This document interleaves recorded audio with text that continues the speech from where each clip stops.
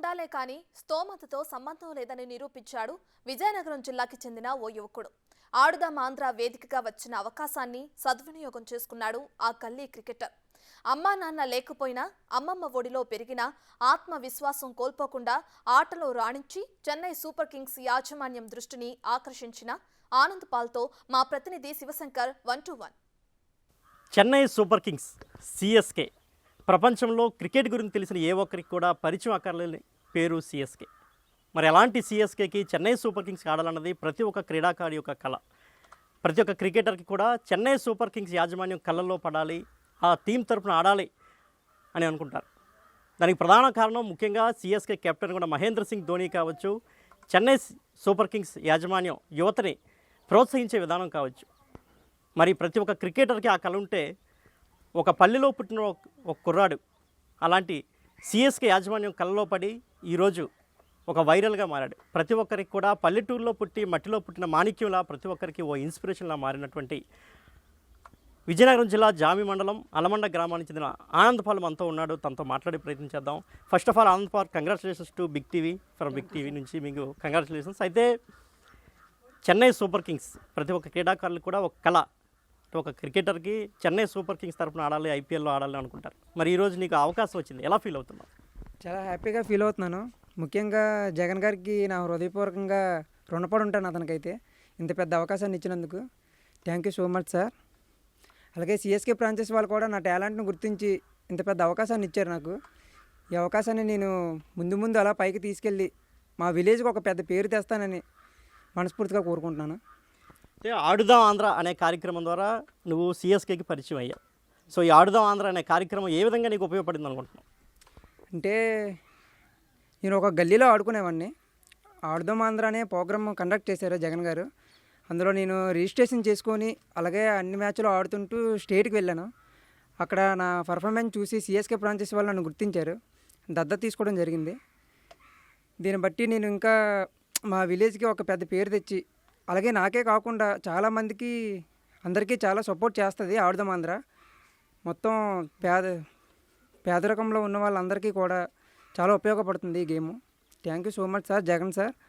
మీరు ఈ next CM కూడా అవ్వాలని మేము కోరుకుంటున్నాం. మీరు సీఎం అయ్యే కొద్దీ ముందుకు వెళ్ళే కొద్దీ ఆడుదాం ఆంధ్ర అనే ప్రోగ్రాన్ని మీరు కండక్ట్ చేయాలని కోరుకుంటున్నాము. నేనే కాదు, చాలామంది దగ్గర చాలా ఉంది, అందరి దగ్గర బయటికి తీస్తారు అందరూ కూడా. సో నువ్వు ఎప్పుడైనా అనుకున్నావా ఇంత పెద్ద టీంకి నేను సెలెక్ట్ అవుతాను, ఒక ఇంటర్నేషనల్ స్థాయి ఉన్నటువంటి టీంకి నేను సెలెక్ట్ అవుతాను, వాళ్ళ కళలో నేను పడతాను, ఈ స్థాయికి నేను వెళ్తాను అనుకున్నావు ఎప్పుడైనా? లేదు సార్, అలా అయితే నేను ఎప్పుడు అనుకోలేదు. కాకపోతే నాకు చిన్నప్పటి నుంచి క్రికెట్ అంటే ఇష్టం.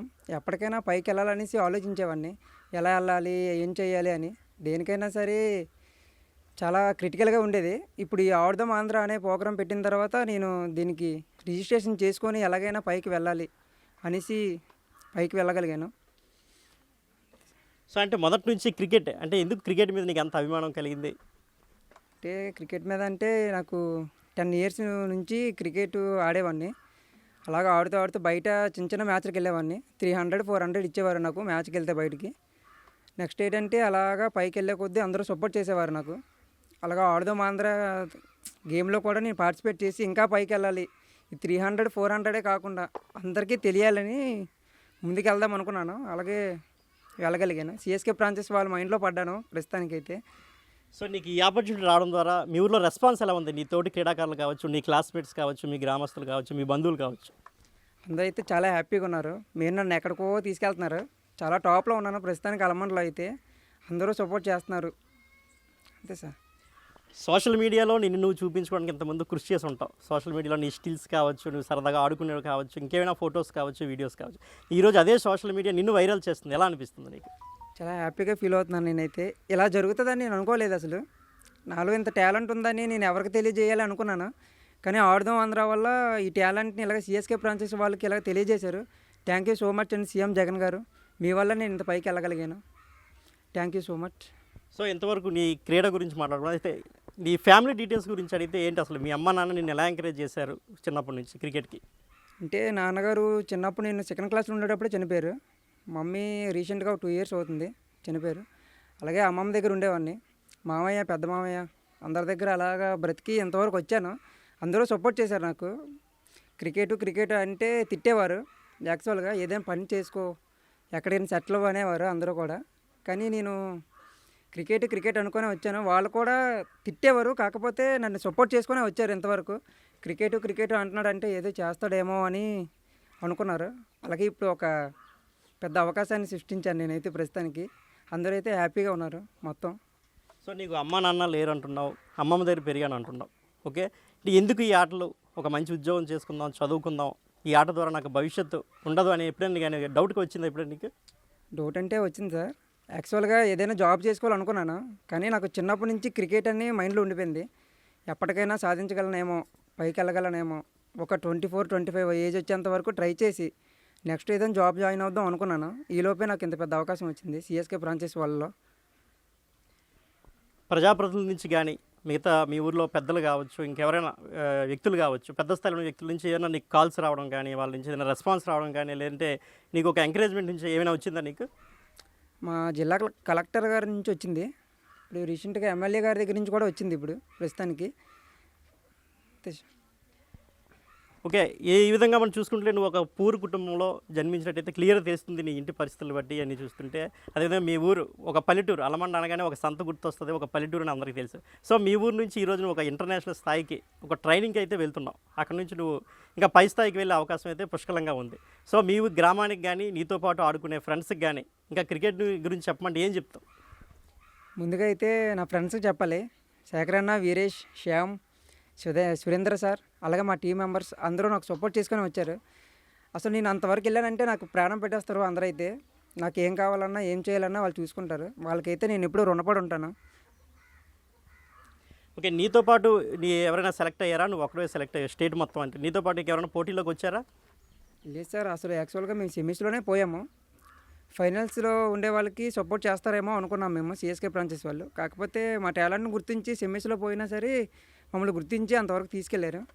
నేను నెక్స్ట్ వర్ధిని అని ఒక అమ్మాయి ఒకటి సెలెక్ట్ అయింది సిఎస్కే ఫ్రాంచైజ్ వాళ్ళకి. వాళ్ళిద్దరూ మేము మొత్తం ఇద్దరమే సెలెక్ట్ అయ్యాము సార్ వాళ్ళకి.